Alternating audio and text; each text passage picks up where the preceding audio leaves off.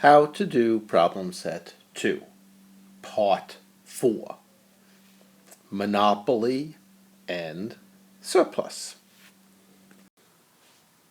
How to do problem set 2, part 4 of 4, Monopoly and surplus. Let's go back to this map of the patisseries of Paris. Each patisserie, each little pastry store, pastry bakery, is located a little bit away from the others, so that each of them forms a little monopoly. Each can increase its business, but to do so, to attract somebody else, another customer, they have to lower their prices to lure somebody away from another bakery. If they make their prices a little bit less, then somebody will walk a few extra steps to go to buy a croissant from them rather than from somebody.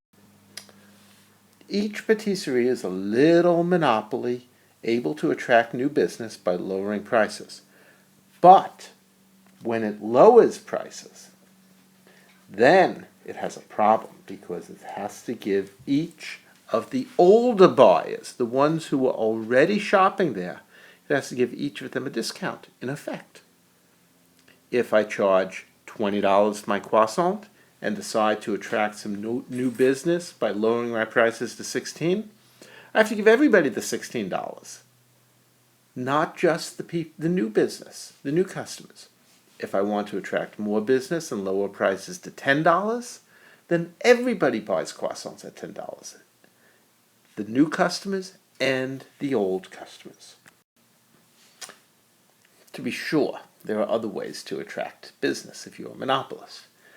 You make a monopoly of a distinct product. You sell something better than is being sold by other people. I mean, look at these. These are yummy. Here's me. Big smile. Big, full belly.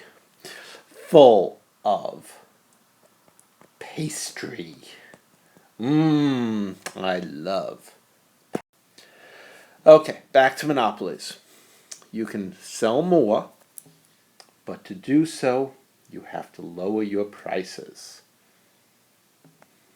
There we go. We're bringing prices down, down, down, while we're selling more. To sell more, lower the prices. But each time you sell each time you sell more by lowering your prices, you're giving a discount to everybody else. So the extra revenue, the marginal revenue you get, the marginal revenue from selling one more is less than the price because you have to lower prices to existing customers. You have to lower the price you charge the existing customers, the people who are already going to buy your stuff. This person was going to buy it for $30. The next person will buy only at $27. So this guy gets a discount for $27. The next one you're going to sell to somebody at $24.30. Everybody gets to buy it at $24.30. So these two are selling for less than they used to. The marginal revenue you get is the change in your total revenue, which is the price minus the discount you're giving. Total revenue is price times quantity. Quantity 1, 2, 3, 4. Price 30, 27, 24.30. Marginal revenue is the change in your total revenue because you are giving discounts to everybody who was buying your stuff already. Marginal revenue, this line down here, is less than the price you're charging for the new customers. Okay, that's a tough concept. When I was in college, I completely screwed up the first exam where we had that.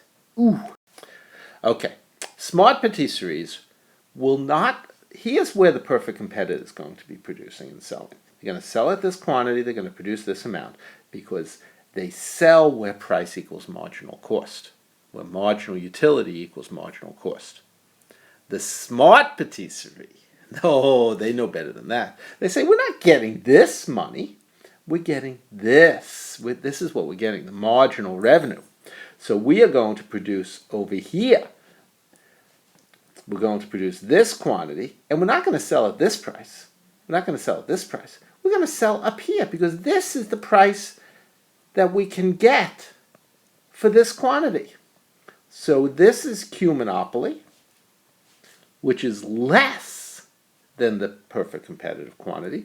And because the Q monopoly is less than the perfect competitive quantity, the price goes up. So monopoly sells less and charges more because they produce where marginal revenue equals marginal cost, and marginal revenue is less than marginal utility. So they're producing at a lower marginal cost, which means a lower quantity. Perfect competition would be wonderful if we could ever have it. And I'll give you a jump ahead. We never have perfect competition. There's no such thing. Perfect competition would maximize social welfare. It would maximize the sum of consumer surplus and producer surplus. The consumer surplus, remember, is marginal utility minus the price. Producer surplus is marginal cost minus the price. Well, price minus marginal cost, so we'll say minus marginal cost, minus this amount. Producer surplus is the difference between marginal cost and the price. Consumer surplus is the difference between marginal utility and the price. That sum, the two of them together, is maximized by perfect competition. We can see that on here. This, all this in here, is consumer surplus. Consumers get this. The difference between marginal utility and consumer surplus. This is with perfect competition. The producers, on the other hand, they get producer surplus, which is down here.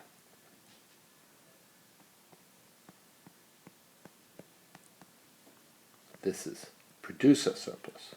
Produce surplus. You can see that the sum of these fills in all this area. You can't do better. If you produced more, then you'd have negative over here because marginal cost is greater than marginal utility.